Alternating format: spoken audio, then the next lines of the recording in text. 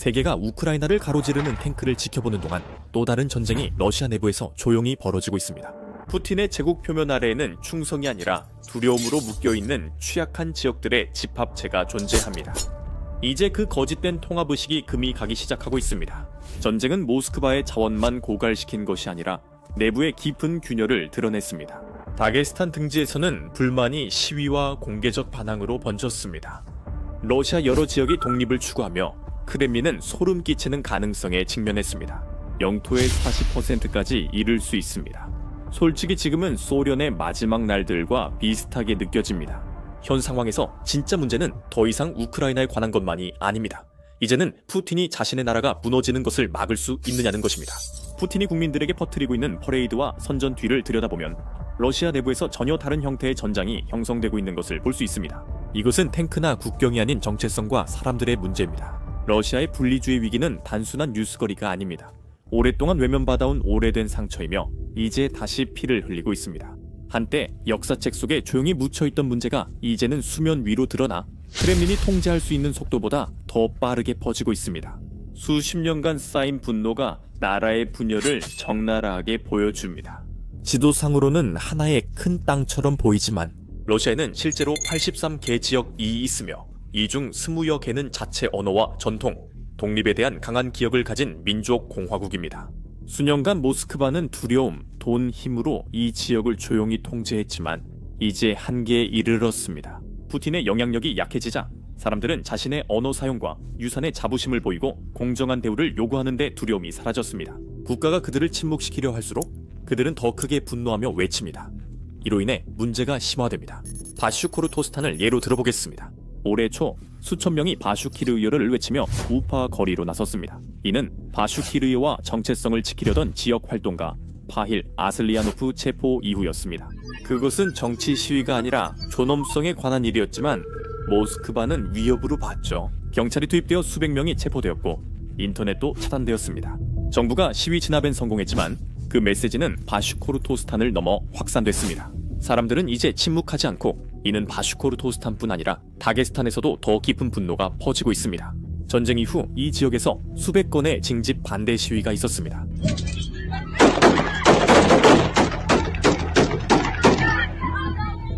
지역 성직자들은 이 전쟁이 부당하다고 말했습니다. 어머니들은 군용버스를 막으려 도로를 봉쇄했고 젊은 남성들은 믿지 않는 대의를 위해 싸우기를 거부하고 있습니다. 크렘린은 질서를 회복하기 위해 국가방위군을 투입했지만 효과가 없었습니다. 다게스탄은 전국에서 징집 회비율이 가장 높은 지역 중 하나입니다. 그곳 사람들은 남의 전쟁에서 죽는 것에 지쳤습니다. 솔직히 말해서 이런 곳에서는 그 피로감이 거의 느껴질 정도입니다. 그런 좌절감은 몽골 인근 소공화국 바라치아에서도 나타납니다. 인구는 100만 명 미만이지만 우크라이나 전쟁에서 사망률이 매우 높습니다. 가난한 마을의 남성들이 대거 전선으로 보내지고 있습니다. 모스크바 엘리트들은 안전한데 일부 마을은 젊은 남성 대부분을 잃었습니다. 투바, 칼미키아, 북캅카스 등에서도 비슷한 이야기가 전해집니다. 이 지역들은 가난으로 군 복무가 유일한 탈출구입니다. 모집 담당자들은 좋은 급여와 훈장을 약속하지만 실제로는 장례식만 있을 뿐입니다. 현실은 매우 참혹합니다. 모스크바에서 병사 한 명이 전사할 때마다 공화국들에서는 수십 명이 목숨을 잃습니다. 관이 집에 돌아오자 사람들은 왜 아들들이 상관없는 전쟁에서 죽어야 하냐고 물었습니다. 왜 그들은 자신들을 동등하게 보지 않는 정부를 위해 싸워야 합니까? 이 아이러니는 현지인들도 잘 압니다. 그들은 아들들이 러시아의 탄약일 뿐이라며 씁쓸하게 농담합니다. 어두운 유머지만 모든 걸 말해줍니다. 사람들은 이제 자신을 한 나라의 시민이 아닌 전쟁 기계의 소모품으로 여깁니다. 이 공화국들 전역에서 이 슬픔은 분노로 바뀌고 있습니다. 이제 많은 다른 사람들이 공개적으로 모스크바의 권위에 의문을 제기하는 것은 놀라운 일이 아닙니다. 이 시위들은 더 이상 단순히 빈곤이나 정치에 관한 것이 아닙니다. 이제는 더 깊은 무언가에 관한 것입니다. 모스크바가 이 지역들을 단순히 지배하는 게 아니라 착취하는 것 같습니다. 보시다시피 사람들은 한쪽으로 가고 돈은 반대로 흐릅니다. 러시아 외곽 지역은 석유, 가스, 다이아몬드, 금속을 생산합니다. 하지만 그들은 거의 이익을 얻지 못합니다. 예를 들어 야쿠티아는 러시아 다이아몬드 대부분을 생산합니다. 이 지역은 너무나 자원이 풍부해서 다이아몬드 선별센터장의 말에 따르면 전 세계 다이아몬드의 15%를 생산합니다. 2024년 이 지역 광산 수익은 40억 달러를 넘었습니다. 하지만 이 지역의 지방 예산은 그중 2%도 채 받지 못했습니다. 한편 학교들은 무너져가고 병원에는 물자가 부족하며 도시 전체가 빈곤에 빠지고 있습니다. 시베리아와 극동 지역도 같습니다. 모스크바는 모든 걸 가져가고 돌려주지 않습니다. 사람들은 땅이 황폐해지고 공동체가 쇠퇴하면서 빼앗기고 잊혀졌다고 느낍니다. 그 부분이 모스크바가 인정하지 않으려는 점입니다. 많은 자원을 얻지만 평범한 사람들 삶은 나아지지 않습니다. 현재 이 나라는 16,000개가 넘는 국제 제재를 받고 있으며 이는 현대 역사상 어떤 국가보다도 많은 수치입니다.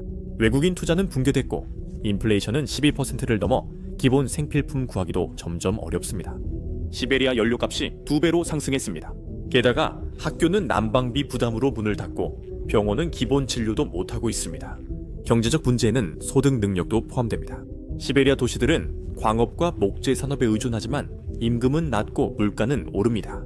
유코티아에서는 평균 연간 소득이 약 7,500달러인 반면 모스크바에서는 25,000달러가 넘습니다. 이 격차는 단순한 돈이나 징집 문제를 넘어 더 깊은 의미가 있습니다. 이것은 정체성에 관한 문제이고 사람들이 누구이며 무엇이 될 수 있는지에 관한 것입니다. 푸틴 정부는 충성과 동화를 모두 요구합니다. 2018년 교육개혁 후 소수민족 언어 수업은 사라지고 그루시키미르 찬양 수업으로 바뀌었습니다. 소위 러시아의 말이라고 불리는 것입니다. 지역 문화를 자랑스러워하면 극단주의로 보이고 유산을 지키려는 활동가들은 테러리스트로 낙인 찍힐 위험이 있습니다. 카렐리아에서 핀란드어가 부활 중입니다. 타르디스탄에서는 푸틴이 폐지했던 대통령제를 부활시키자는 이야기가 나오고 있습니다. 전국 각지에서 작은 문화적 저항이 점점 커지는 조용한 반란으로 발전하고 있습니다. 이 지역들의 일상적인 관리조차도 주민들을 점점 더 분노하게 만들고 있습니다. 러시아는 권력이 중앙에 집중돼 주지사도 중간 관리자처럼 행동하며 주요 결정은 모두 모스크바에서 내립니다. 지역 의회가 있지만 독립적으로 행동하지 못합니다. 그래서 홍수가 야쿠츠야를 덮치거나 북극 북부에서 시추 작업으로 인해 술록 목초지가 사라질 때 지역 지도자들은 크렘린의 승인을 받지 않고는 대응할 수 없습니다. 이로 인해 러시아는 서류상으로는 연방처럼 보이지만 실제로는 점령지처럼 느껴지는 나라가 됩니다. 오랫동안 무시당한 사람들은 위험한 질문을 하게 됩니다. 우리가 직접 운영하면 어떨까요? 그 질문은 온라인에서 새로운 청중을 얻었고 자유 러시아 민족 포럼이 각 공화국 활동가들을 연결했습니다. 그들은 단순히 더 많은 자치권을 요구하는 것이 아니라 아예 모스크바 없이 살아가는 삶을 상상하고 있습니다. 다게스탄, 바슈코르스탄, 타타르스탄의 젊은 러시아인들, 텔레그램, VK 틱톡에서 사람들이 정체성, 문화, 독립을 공개적으로 논의하는 모습을 봅니다. 유럽과 몽골 망명 공동체가 메시지를 더 확산합니다. 이제 젊은 투바이는 몽골이 언어와 전통을 지키는 반면 모스크바는 그렇지 않은 이유를 궁금해할 수 있습니다. 그 호기심은 분노로 바뀌고 그 분노는 행동으로 이어집니다. 과거의 속삭임이 이제는 빠르게 퍼지는 대화가 되었습니다. 이전 모든 해와 비교했을 때 가장 큰 차이점은 이제 이 분노의 청사진이 생겼다는 것입니다.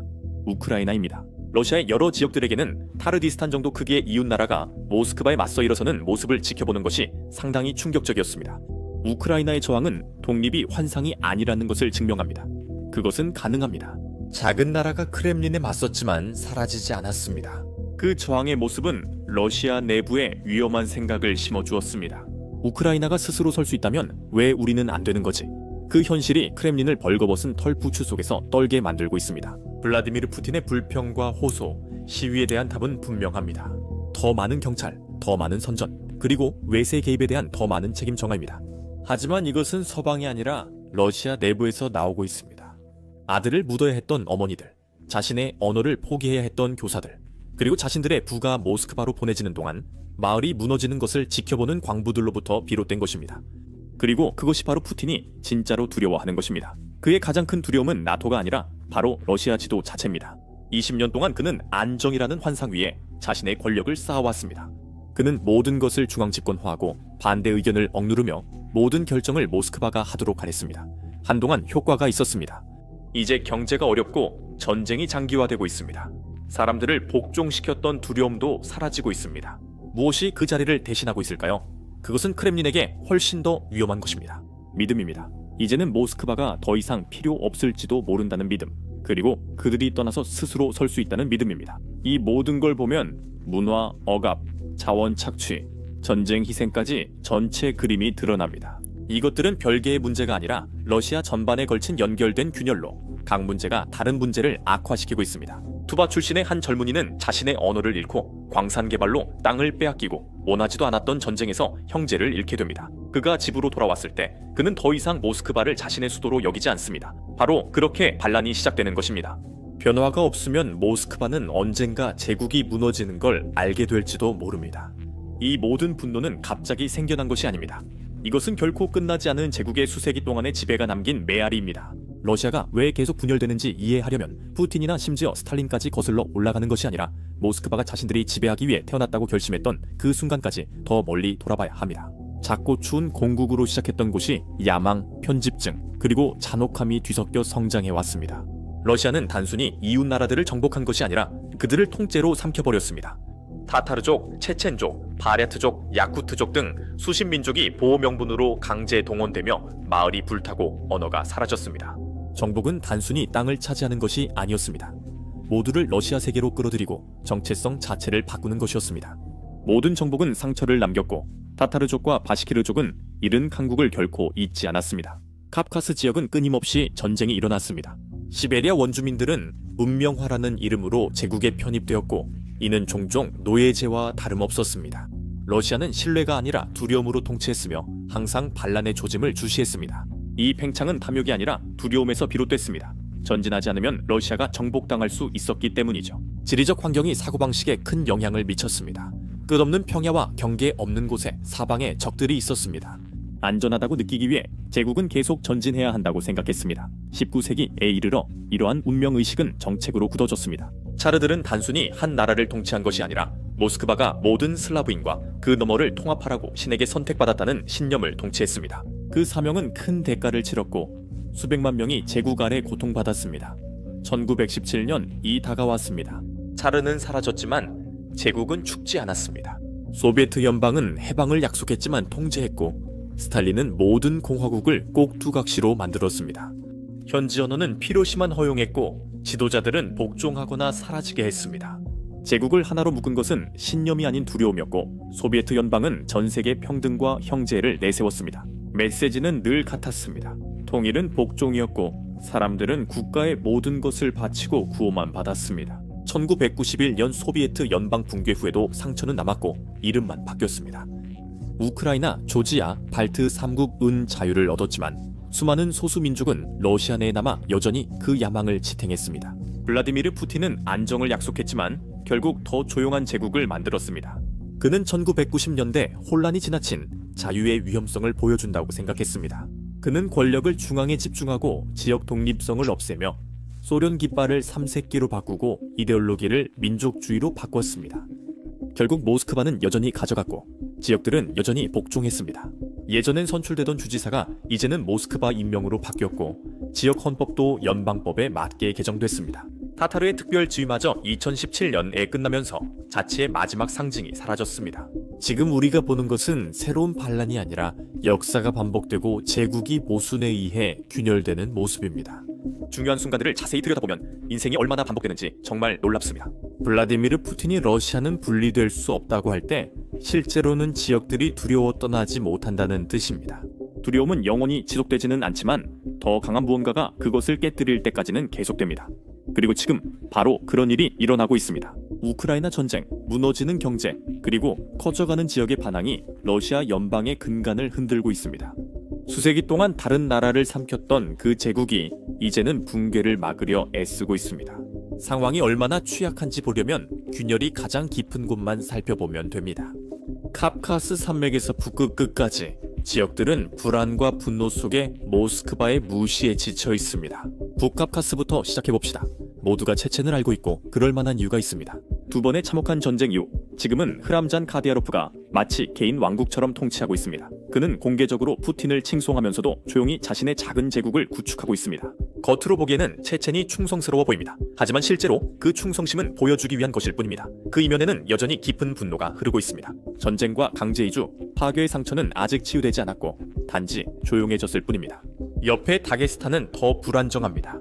이곳은 가장 가난한 지역 중 하나로 복잡한 민족과 종교 공동체가 뒤섞여 있으며 많은 가정이 전쟁으로 남성 가족을 잃었습니다. 항해 시위가 발생하는데 이는 종종 동원에 대한 분노와 수십 년간의 방치로 인해 촉발됩니다. 잉구셰티아와 카바르디노 발카리아도 같은 오랜 문제에 직면해 있습니다. 모스크바에 대한 불신과 무시당했다는 좌절, 크렘린이 병사 필요할 때만 자신들을 기억한다는 오랜 믿음이 남아 있습니다. 북쪽으로 올라가면 또 다른 종류의 긴장이 있다는 것을 알 수 있습니다. 볼가 우랄 공화국들에서는 타르디스탄이 한때 지역 자치의 자랑이었습니다. 타르디스탄은 헌법, 언어, 권리, 모스크바와 협정으로 실질적 독립을 누렸습니다. 하지만 2017년 푸틴이 권리를 박탈하며 모든 것이 끝났습니다. 바슈코르토스탄에서도 분노가 커졌고 작년엔 대규모 시위가 있었습니다. 민족주의가 환경운동과 반전 정서와 섞이며 모스크바가 무시할 수 없는 운동이 생겼습니다. 이 지역들은 분리주의가 꼭 무기를 필요로 하진 않는다는 점을 크렘린에 상기시킵니다. 때로는 자부심, 문화, 경제적 야망만으로도 통제에 도전할 수 있습니다. 극동에는 시베리아도 있습니다. 이 지역들은 광대하고 자원이 풍부합니다. 하지만 그 모든 부에도 불구하고 현지인들은 그 대가로 거의 아무것도 얻지 못합니다. 브랴차에서는 동원이 강하게 이루어져 일부 마을들은 거의 모든 성인 남성을 잃었습니다. 많은 생존자들이 해외로 도피해 몽골과 유럽에서 망명단체를 결성, 반전과 자치권 지지 메시지를 전파하고 있습니다. 야쿠티아 또는 사는 금과 다이아몬드 위에 있습니다. 하지만 현지인들은 외지인들이 이익을 챙기는 동안 자신들의 강과 숲이 파괴되는 모습을 지켜보고 있습니다. 투바는 작고 비러시아인 지역으로 동원령으로 가족들이 모스크바보다 더 큰 대가를 치렀습니다. 프라는 소수 민족 지역만의 문제가 아닙니다. 하바롭스크, 블라디보스토크 등 도시들도 시베리아 정체성을 받아들이며 더 반항적으로 변했습니다. 자부심이 강하고 자립적이며 멀리서 통치받는 것에 점점 적대감을 느끼고 있습니다. 심지어 북극과 극북 지역도 예외가 아닙니다. 네네체족, 추크치족 등 원주민들은 석유가스 개발로 땅을 잃고 있습니다. 술록방목지는 파괴되고 어업권도 무시됩니다. 항의하면 자주 체포됩니다. 작은 공동체지만 저항은 의미가 큽니다. 이제 러시아의 가장 춥고 먼 지역 사람들도 더는 참기 어렵다고 말하기 시작했습니다. 칼리닝그라드와 카렐리아는 지리적으로 고립되고 문화적으로 독특합니다. 칼리닝그라드는 나토 국가들 사이에 위치합니다. 저는 태도가 러시아인보다 유럽인에 가깝고 현지인들도 이를 합니다. 핀란드와 가까운 카렐리아도 서쪽을 지향합니다. 모스크바가 감시를 강화하고 반대 의견을 억압할수록 불만은 더 깊어집니다. 크렘린에서 멀어질수록 사람들은 유대감이 줄고 그곳 없이 사는 삶을 더 상상하게 됩니다. 러시아의 불안에는 종교가 크게 작용합니다. 북카프카스에서는 이슬람이 모스크바와 계속 충돌하고 있습니다.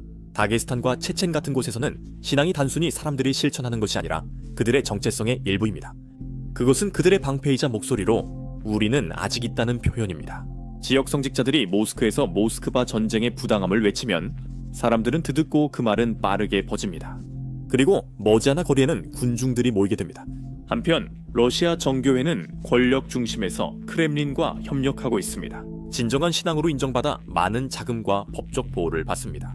무슬림 공동체, 특히 전통과 법을 지키려는 이들은 전혀 다른 상황에 처하며 국가는 강경 대응을 합니다. 모스크바는 수십 년간 군대 파견, 종교학교 폐쇄, 지도자 입막음 등을 해왔습니다. 1900년대에는 상황이 너무나도 잔혹해져서 수천 명이 목숨을 잃었고 그 상처는 아직도 아물지 않았습니다. 그런 식의 강압은 충성을 가져오지 않고 오히려 분노만 키울 뿐입니다. 사람들은 자신의 신념이 짓밟히는 것을 보게 되고 정통신앙은 국가 종교로 떠받들어집니다. 도시와 시골의 분열이 상황을 악화시킵니다. 카잔과 우파의 젊은 활동가들은 소셜미디어로 신앙과 문화, 정체성을 지키기 위한 투쟁을 이야기합니다. 가난이 만연하고 학교들이 무너져 가는 시골 마을에서도 사람들은 그 분노에 동참합니다. 이들에게 있는 자존심이 아닌 생존 문제입니다. 모든 지역에서 공통된 양상이 나타납니다. 그들은 문화적으로 풍요롭거나 자원이 풍부하며 이 두 가지 모두 그들을 불안하게 만듭니다. 그들은 문화적 억압, 경제적 착취, 종교적 학대와 불균형한 군사 희생을 겪었습니다.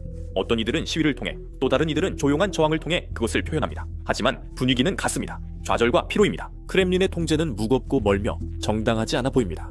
이 때문에 지금이 모스크바의 매우 위험한 순간입니다. 겉으로 보기에는 나라가 단결된 것처럼 보일지 모르지만 그 이면에는 압력이 가해지고 있습니다. 문화적 자부심, 경제적 불만, 인명피해가 강력하게 결합하고 있습니다.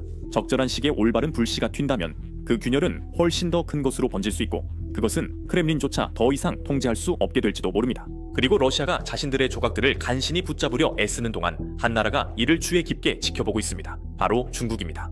오늘 러시아에서 벌어지는 일이 바로 베이징이 내일 피하고 싶은 악몽이기 때문입니다. 중국도 모스크바처럼 신장부터 티베트까지 다양한 지역을 지배하며 문화와 자원을 둘러싼 유사한 긴장에 직면합니다. 러시아의 고군 분투는 사소한 일로 보일 수 있지만 이는 베이징이 너무나도 잘 알고 있는 도전 과제를 반영하며 오랜 기간 동안 불만이 쌓이면 어떤 일이 벌어지는지에 대한 경고입니다. 보시다시피 두 나라는 비슷한 전략을 공유합니다. 모스크바는 타타르족, 부리아트족, 체첸족에게 충성을 요구하고 지역 언어나 전통을 배제하며 러시아 세계 정체성을 강요합니다. 중국도 한족 문화를 위구르족, 티베트족, 몽골족보다 우선합니다. 학교와 언론은 이야기를 엄격히 통제하고 강요합니다. 신장과 야쿠티아처럼 히토리와 면화로 베이징은 부유해지지만 지역사회는 거의 혜택이 없습니다. 강이 오염되고 땅이 황폐해지자 두 지역 사람들은 고향이 수도의 자원 식민지로 전락했다고 느낍니다. 러시아의 불안은 중국에도 중요한 문제입니다. 특히 시베리아와 극동에서 중국 기업들이 석유, 가스, 목재에 이미 대규모 투자 중이기 때문입니다. 모스크바 통제력이 약해지면 베이징이 자원 접근이 쉬워지지만 이는 위험한 도박입니다. 분열된 러시아는 중국 국경에서도 유사한 반항을 유발할 수 있습니다. 신장 젊은이들은 바슈코르토스탄 청년들처럼 소셜미디어로 불만을 공유하고 지역투쟁을 세계 사상과 연결합니다. 다게스탄 시위가 화제가 되면 그 영향은 시베리아뿐 아니라 오돔치에도 미칩니다. 베이징은 모스크바처럼 문화를 억압하거나 경제적 고통을 무시하면 오히려 역효과가 날 수 있음을 알고 있습니다. 러시아의 우크라이나 전쟁은 경제를 악화시키고 지역 분노를 키웠습니다. 중국은 그런 전쟁을 겪고 있지 않지만 자국 내 지역들에서도 비슷한 압력이 커지고 있음을 보고 있습니다. 그곳에서는 강도 높은 감시와 강제 동화 정책이 조용한 반감을 키우고 있습니다.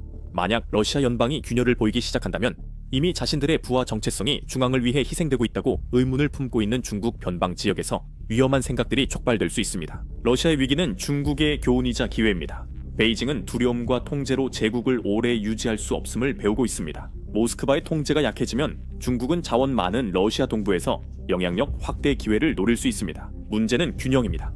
혼란이 심하면 난민과 분쟁이 중국 국경으로 유입돼 불안정해질 수 있습니다. 러시아의 고통은 모스크바나 베이징처럼 착취와 말살로 세운 제국이 겉보기만큼 견고하지 않음을 보여줍니다. 그렇다면 균열이 계속 커지면 어떻게 될까요?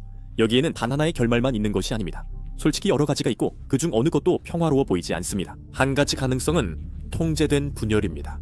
이 경우 지역들은 완전 독립을 요구하지 않습니다.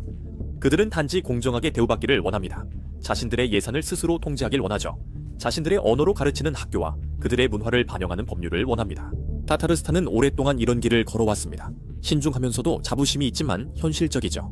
라시코도스탄도 또 다른 예입니다. 이곳에서는 반전 정서, 환경운동, 그리고 문화 부흥이 강력한 지역의 목소리를 형성하고 있습니다. 이런 상황에서 긴장은 느리지만 꾸준히 고조됩니다. 크렘린이 말을 듣지 않으면 시위가 일어나고 텔레그램 채널에는 소식이 끊임없이 올라옵니다. 망명한 공동체들은 해외의 소식을 전파하는 데 도움을 줍니다. 체포는 늘 그렇듯 일어나지만 오히려 그 운동을 더욱 강화시킬 뿐입니다. 처음에는 지역적인 요구로 시작된 일이 곧 조직적인 캠페인, 청원, 심지어 모스크바가 통제하기 힘든 국민투표로까지 번질 수 있습니다. 하지만 통제된 분열은 잘 유지되지 않습니다. 한 지역이 언어권을 얻으면 다른 지역은 석유 가스 수익 분배나 다음 동원령에서 젊은이 면제를 요구합니다. 작은 승리들이 다음을 자극합니다. 서류상 모스크바는 연방을 유지하지만 실제로는 통합이 점차 사라지고 있습니다. 예전엔 한 나라 같았던 곳이 이제는 각기 중력을 벗어나려는 영토들처럼 느껴집니다. 더 혼란스러운 시나리오, 즉 무질서한 붕괴가 있습니다. 이것이 모스크바의 악몽입니다. 전쟁이 길어지거나 경제가 붕괴되고 푸틴 이후 지도력 공백이 생기면 갑자기 중심이 무너질 수 있습니다. 여러 지역이 동시에 독립을 선언하고 민병대가 공동체 보호를 위해 결성됩니다. 어떤 지역은 서방, 다른 지역은 중국이나 터키의 지원을 요청합니다. 시베리아는 독자적 정체성을 주장할 수 있으며 북극과 극동은 자원과 영향력 경쟁의 장이 될 수 있습니다. 그 혼란 속에서 일상생활이 무너집니다. 도로와 철도가 멈추고 식량과 의약품 이동이 중단되며 병원과 학교가 문을 닫고 도시는 생존을 위해 고군분투하며 국경은 긴장과 불확실성에 휩싸입니다. 북극은 석유와 가스가 풍부해 현지 전투원, 크렘린 충성파, 외국 세력이 통제권을 두고 경쟁하는 분쟁 지역이 될 수 있습니다. 그리고 그 여파는 러시아 내부에만 머무르지 않을 것입니다. 유럽, 중국, 그리고 러시아와 무역으로 연결된 국가들까지 영향을 받게 됩니다. 세 번째 길이 있습니다. 겉보기엔 평온하지만 얼어붙은 제국처럼 위험합니다. 러시아는 형식적으로 남지만 통합은 없어집니다. 크렘린은 통제를 위해 선전, 군사비, 강력한 치안에 의존합니다. 겉으로 보기에는 나라가 안정되어 보이지만 표면 아래에서는 불만이 커지고 있습니다. 지역 지도자들은 직함만 있을 뿐 실제 권력은 없습니다. 시위는 잠잠해질 뿐 사라지지 않습니다. 젊은이들은 희망을 해외에서 찾기 시작할 것입니다. 국가는 얼어붙은 강과 같아집니다. 겉은 단단해 보이지만 그 아래에는 불안의 흐름이 움직이고 있습니다. 이 시나리오의 주제는 복종은 강요할 수 있지만 충성은 강요할 수 없다는 점이며 역사에서 많은 경고를 볼 수 있습니다. 1990년대 체체는 작은 분쟁이 전면전으로 번질 수 있음을 보여줬습니다. 소련 붕괴는 국가가 무너지기 전까지도 겉보기엔 안정적으로 보일 수 있음을 보여줬습니다.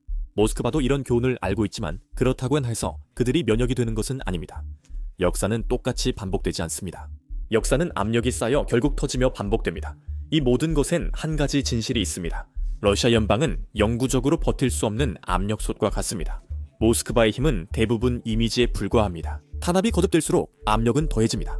젊고 연결된 세대는 모스크바의 경계를 떼머 세상을 바라보고 있고 풀려나가는 실타래는 그 어느 때보다 빠르게 퍼지고 있습니다. 오늘날 러시아는 벼랑 끝 제국처럼 보이며 분열이나 붕괴, 정체 등 어떤 길도 안정으로 연결되지 않습니다. 수십 년간 크렘린은 공포와 착취, 선전에 의존해 나라를 유지했습니다. 이런 도구들이 약해지면서 앞으로 오랜 세대에 걸쳐 지도가 변할 수 있습니다. 하지만 모든 지역이 완전히 분리되기를 원하는 것은 아니라는 점을 주목할 필요가 있습니다. 일부 지역은 완전한 독립보다 존중, 영향력, 문화적 생존을 추구합니다. 분리주의가 항상 새로운 국기를 들거나 새로운 국경을 그리는 것만을 의미하는 것은 아닙니다. 일부에게는 언어와 전통을 지키고 미래의 목소리를 내는 것이 자부심입니다. 예를 들어 타르디스탄이 있습니다. 이 공화국은 오래 신중히 걸어왔습니다. 이곳 사람들은 자신들의 튀르크계 유산과 언어 그리고 수세기 전 강력한 칸국이었던 역사에 대해 자부심을 가지고 있습니다. 그들은 예산과 학교에 대한 더 많은 통제를 요구하지만 현실적입니다. 그들은 러시아에서 분리되는 것이 아니라 러시아 내에서 더 나은 대우를 원합니다. 타르디스탄 지도자들은 평화 유지를 위해 자부심과 충성심을 균형 있게 유지하며 모스크바와 협상합니다. 이것은 독립 요구가 아닌 조용한 자치권 추구입니다. 이제 다게스탄과 비교해보세요. 북카프카스 지역은 분위기가 훨씬 더 폭발적입니다. 다게스탄에는 다양한 민족이 고유 언어와 전통을 지니고 있으며 오랫동안 모스크바에 의해 외면받았습니다. 지지하지 않는 전쟁에 아들들이 징집된다는 분노까지 더해지면 분위기가 매우 거칠고 불안정해집니다. 시위는 언어나 예산이 아닌 생존 문제입니다. 도로가 봉쇄되고 성직자들이 외치며 젊은 남성들은 징집을 피합니다. 그 이유는 명확합니다. 고향이 식민지처럼 느껴지고 민족이 총알바디 취급을 받으면 인내심은 금방 바닥납니다. 다게스탄의 불안은 타르디스탄처럼 조심스러운 움직임으로 가득 차 있지 않습니다. 훨씬 더 폭발적이고 모스크바의 억압을 떨쳐내는데 더 초점이 맞춰져 있습니다. 이러한 차이는 중요합니다. 모스크바의 통제력이 약해질 때 세계는 하나의 반란이 아닌 다양한 위험과 기회의 움직임 모자이크를 지켜보고 있습니다. 중국, 유럽연합, 터키 등 강대국들이 이미 주목하고 있습니다. 곧 자세히 알아보겠습니다. 모스크바 지배에 저항하는 건 민족 공화국뿐만 아닙니다. 대부분 러시아계가 많은 도시와 지역에서도 상황이 바뀌고 있습니다. 하바롭스크, 블라디보스토크 등 크렘린 영향권 밖 지역들도 독자적 목소리를 내고 있습니다. 문화적 자부심이 아니라 무시당한다는 깊은 감정이 원동력입니다. 이것은 국기나 언어취 운동이 아니라 공정성과 생존, 모스크바가 자신들을 변방으로 여긴다는 인식이 커지는 데 관한 일입니다. 하바롭스크는 러시아 극동에 위치해 모스크바에서 국경을 넘지 않고 갈 수 있는 가장 먼 도시 중 하나입니다. 2020년에 무언가가 무너졌습니다. 크렘린은 이 지역에서 인기가 많았던 주지사 세르게이 부르갈을 체포했는데 많은 지역 주민들은 그 혐의를 조작이라고 불렀습니다. 부르갈은 단순한 정치인이 아니었습니다. 그는 예산을 절감하고 도로를 수리했으며 소외된 지역 주민들을 대변한 연궁이었습니다. 그의 체포는 모스크바가 모욕하는 것처럼 느껴졌습니다. 수주 동안 수만 명이 거리로 쏟아져 나와 지역 깃발을 흔들고 지역 자체를 외쳤습니다. 어떤 밤에는 5만 명이나 모여 6만 명대 인구 도시에서는 매우 많았습니다. 그들은 독립을 원하진 않았지만 모스크바가 지도자를 정하는 데 지쳤습니다. 부모가 아이 옷을 고르듯이요. 체포와 겨울의 추위로 시위는 사그라들었지만 분노는 사라지지 않았습니다. 2024년 연료비 상승에 항의하는 소규모 집회가 텔레그램과 VK로 조직되어 전국에서 열렸고 하바롭스크의 정신이 살아있음을 보여주었습니다. 이제 현지인들은 극동의 자부심을 공개적으로 말하며 모스크바 통제 없이도 더 잘할 수 있다는 반항심을 보입니다. 블라디보스토크는 러시아 태평양 항구로 크렘린보다 도쿄에 더 가깝습니다. 이 도시는 스스로를 극동의 수도라고 부르며 이는 단순한 허세가 아닙니다. 분주한 부두와 무역로 덕분에 블라디보스토크는 마치 완전히 다른 세계처럼 느껴지며 모스크바의 명령보다는 아시아와 더 밀접하게 연결되어 있습니다. 하지만 이곳의 삶은 어렵습니다. 어업은 크렘린 관련 대기업의 유리한 규제로 인해 막혀 있습니다. 2023년 할당제 도입으로 어부들의 어획량이 줄어 시위가 일어나고 많은 가정이 어려움을 겪었습니다. 모스크바 엘리트들이 큰 이익을 얻는 사이 극동 일부는 연료값이 2배로 오르고 임금은 변하지 않았습니다. 블라디보스토크 노동자는 모스크바의 절반만 벌어 긴장이 더 커져졌습니다. 작지만 격렬한 시위가 그 이후로 곳곳에서 일어났고 종종 극동 우선과 같은 해시태그와 함께 온라인에 공유되었습니다. 이것은 다게스탄의 민족 반란이 아니라 식민지 취급에 지친 지역 주민들의 반발입니다. 이 지역의 부는 서쪽으로 빠져나가고 도로와 일자리도 사라지고 있습니다. 이 지역의 분노는 민족공화국과 비슷하지만 다른 형태입니다. 하바롭스크, 블라디보스토크에서는 언어나 혈통이 아닌 자신들의 목소리가 들리는지가 중요합니다. 이 지역들은 모스크바의 부담을 지면서도 발언권이 없다고 느낍니다. 그들은 세금과 자원이 수도의 엘리트에게 쓰이고 7,000km 떨어진 정부에 의해 목소리가 묻힌다고 생각합니다. 이제 그들이 모스크바가 왜 필요한가? 라고 묻는 것도 놀랍지 않습니다. 한때 충성스럽던 도시들에서 그 질문이 나오는 건 러시아의 균열이 얼마나 퍼졌는지 보여줍니다. 계속 페이지를 넘기다 보면 러시아 기반의 균열이 분노한 지역이나 경제 문제 때문만은 아님을 알 수 있습니다. 이 균열들은 바로 최고 권력층에서 벌어지는 일들과 연결되어 있습니다. 크렘린에서 블라디미르 푸틴은 20년 넘게 통치하면서 권력을 극도로 집중시켜 거의 모든 주요 결정이 그를 거치게 만들었습니다. 하지만 그가 영원히 그 자리에 있을 수는 없습니다. 그리고 그 다음에 누가 올 것인가 하는 문제가 점점 혼란을 일으키기 시작하고 있습니다. 러시아 엘리트들인 올리가르히, 안보 수장, 지역 보스들이 후계자 부재 속에 조용히 영향력 싸움을 벌이고 있습니다. 이런 마쿠 권력 투쟁은 모스크바의 반기를 듣는 지역의 모든 것을 바꿀 수 있습니다. 푸틴이 체제를 유지하지만 기반은 매우 취약합니다. 그가 물러나면 후계 경쟁이 크렘린의 집중력을 흐트러뜨릴 수 있습니다. 일부 엘리트들은 다게스탄, 타타르스탄 등 지역 통제를 위해 더 강경한 탄압과 군대 투입, 법 강화 등을 추진할 수 있습니다. 일부는 통제 완화를 기회로 보고 예산이나 언어 양보로 불안을 달래려 할 수 있습니다. 하지만 지역들은 조용히 있지 않을 것입니다. 모스크바의 집중력 저하는 바슈코르토스탄, 야쿠티아 등 지역이 더 큰 자치권 요구나 독립 시도를 할 기회를 줄 수 있습니다. 흥미롭게도 엘리트들 간 경쟁이 이미 드러나기 시작했습니다. FSB의 보안 책임자들은 더 많은 통제와 감시를 원하고 있는 반면 일부 주지사들과 재벌들은 지역의 충성심을 유지하면서도 더 많은 권한을 얻을 수 있는 거래를 추진하고 있습니다. 2024년 모스크바 핵심 인사들과 타타르스탄 주지사 등 지역 지도자들 간 예산 분쟁으로 긴장이 표면화되었습니다. 이 갈등은 균열을 심화시키며 각 지역도 주목하고 있습니다. 분열된 집은 오래 가지 못한다는 것을 러시아의 각 지역들도 잘 알고 있습니다. 하지만 아직 모든 것이 끝난 것은 아닙니다. 모스크바는 이런 균열 확대를 방관하지 않습니다. 모스크바는 지역 통제를 위해 다양한 전략으로 열심히 싸우고 있습니다. 크렘린은 이를 위한 계획도 마련했습니다. 수십 년간 다듬은 전략 중 하나는 지역 엘리트 포섭입니다.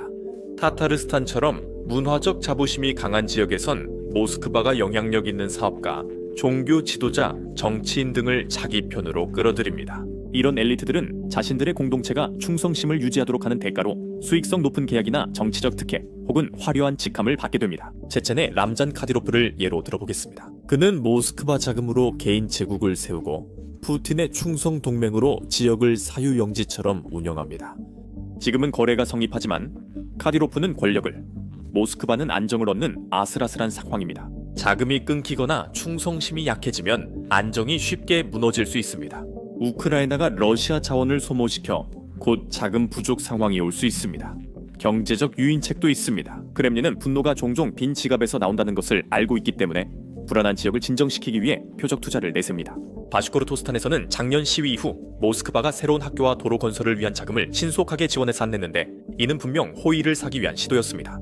야쿠티아에서도 2024년 에 비슷한 조치가 있었는데 다이아몬드 수익에서 나오는 지방 예산 몫이 소폭 증가했습니다. 빈곤 해결엔 부족했지만 비판자들을 잠재우긴 충분했습니다.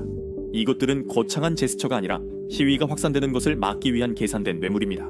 문제는 돈이 더 이상 들어오지 않으려면 사람들이 그걸 눈치채고 이전보다 더 강한 분노가 다시 스며든다는 점입니다. 모스크바도 문화 카드를 쓰지만 이는 까다롭습니다. 일부 지역에서는 타타르 학교가 그들의 언어를 몇 시간 가르치도록 허용하는 등 작은 양보를 하기도 합니다. 하지만 이는 실제 권력을 주지 않고 긴장을 완화하기 위한 조치일 뿐입니다. 이는 엄격히 통제하면서도 관대해 보이려는 방법입니다. 실패하면 크렘린은 협박으로 돌아섭니다. 감시가 강화되고 활동가들은 보안기관의 방문을 받으며 지역 언론은 모스크바의 입장을 더 강하게 주장합니다. 다게스탄 정부는 시위가 이어지자 칠러시아 메시지를 소셜미디어에 퍼뜨리고 대본에서 벗어난 인플루언서는 조용히 체포합니다. 이것은 연방 유지를 위해 지역들이 매력과 두려움으로 적당히 순응하게 만드는 방식입니다. 문제는 전술들이 점점 효과를 잃고 있다는 것입니다. 매수된 엘리트들도 온 마을이 아들을 잃고 슬퍼할 때는 통제 범위가 제한됩니다. 병원에 약이 부족하면 경제적 뇌물도 소용없고 모스크바 군화화가 있는 한 문화적 양보도 공허합니다. 크렘린은 허둥지둥 대책을 내놓고 있지만 한 곳을 메우면 새로운 균열이 그만큼 빠르게 생겨나고 있습니다. 이제 러시아 문제는 크렘린뿐 아니라 전 세계의 관심을 받고 있습니다. 러시아의 여러 지역이 모스크바의 통제에 반발하면서 그 여파는 국내에만 그치지 않고 전 세계의 관심을 받고 있습니다. 유럽과 아시아의 여러 강대국이 러시아의 균열을 주시하며 일부는 이미 이득을 취하고 있습니다. 우리는 이미 중국과 러시아 붕괴 시 중국의 이익과 손실에 대해 논의했습니다. 하지만 이 싸움에 이해관계가 있는 건 중국만이 아닙니다. 유럽도 긴장하고 있습니다. 유럽연합은 러시아 에너지에 의존해 러시아 붕괴 시 독일, 폴란드 에너지 가격이 급등할 수 있습니다. 유럽 내 일부는 나토 동맹국들 사이에 위치한 칼리닝그라드 같은 지역을 조용히 지지해 영향력을 얻으려 할 수도 있습니다. 하지만 러시아의 혼란은 난민과 분쟁의 국경 확산 위험을 키웁니다. 터키는 러시아의 튀르크계 지역인 타타르스탄, 바시키르스탄에 주목하며 이들은 공통 언어와 유산으로 유대감을 갖고 있습니다. 앙카라는 문화 프로그램을 확장하고 언어, 학교와 축제를 지원해 공동체와 유대를 강화하고 있습니다. 앙카라는 망명 활동가를 수용하고 국제 포럼에서 우려를 제기하는 등 외교적으로 지원합니다. 이는 단순한 선의가 아닙니다. 터키는 러시아 분열을 영향력 확대 기회로 보지만 이는 위험한 선택입니다. 불안 조장은 터키의 불안정한 지역에도 긴장을 불러올 수 있어 앙카라는 신중히 행동하면서 세계 무대에서 더 큰 역할을 노리고 있습니다. 러시아 위기로 세계 지도가 바뀔 수 있고 중국, 유럽, 터키는 국가 분열 위험과 보상을 저울질하고 있습니다. 이 치열한 줄다리기에는 많은 이해관계가 얽혀 있습니다. 모든 것이 끝나면 역사의 교훈은 변하지 않습니다. 문화 억압과 자원 착취, 공정성 없는 충성 강요가 계속되면 반란은 불가피합니다. 두려움은 시간은 벌어도 충성은 못 사고 국가는 반대는 막아도 분노는 못 없앱니다. 겉으론 온전해 보여도 내부는 무너진 연방만 남았습니다. 지금 균열은 모스크바가 통제하기엔 너무 빠르게 확산되고 있습니다. 문제는 심판이 올지 여부가 아니라 언제 어떤 형태로 올지입니다. 아마 이미 눈치채셨겠지만 우리가 이 전쟁의 최전선에서 실제로 무슨 일이 일어나고 있는지 보여주려고 할 때마다 유튜브는 영상을 수익 창출해서 제외하거나 아예 차단해버립니다. 진실을 보여줬다는 이유로 영상이 삭제된 적도 있습니다. 이 영상은 선전이나 가짜가 아닌 참전 용사들이 분석에 참여한 검증된 자료입니다. 한편 주류 언론들은 투명성을 강조하면서도 러시아 미사일이 우크라이나 도시에서 실제로 무슨 일이 일어나는지 보여주지 않습니다. 그래서 저는 베이식스 인사이더라는 저희만의 플랫폼을 만들었습니다. 이 플랫폼은 유튜브와 완전히 독립되어 있고 검열로부터도 자유롭습니다. 그곳에서 최전선 영상, 베테랑 분석, 주류 언론에 없는 보고서를 공유합니다. 이것은 클릭이나 조회수가 목적이 아니라 알고리즘과 정치의 진실이 가리기 전에 기록하기 위한 것입니다. 이 웹사이트가 계속 운영되는 건 여러분, 팬들과 시청자들, 그리고 실제 상황에 관심을 가져주는 분들 덕분입니다. 우리에겐 후원자도 없고 우리를 지원해주는 기업도 없습니다. 오직 여러분의 지원만이 전부입니다. 여러분이 독립 언론을 믿고 실제 상황을 알고 싶다면 지금 베이식스인사이더.com에 방문해주세요. 설명란 링크 클릭이나 화면 QR코드 스캔 모두 가능합니다. 왜냐하면 전쟁은 단지 전장에서만 벌어지는 것이 아니라 진실을 두고도 벌어지고 있기 때문입니다.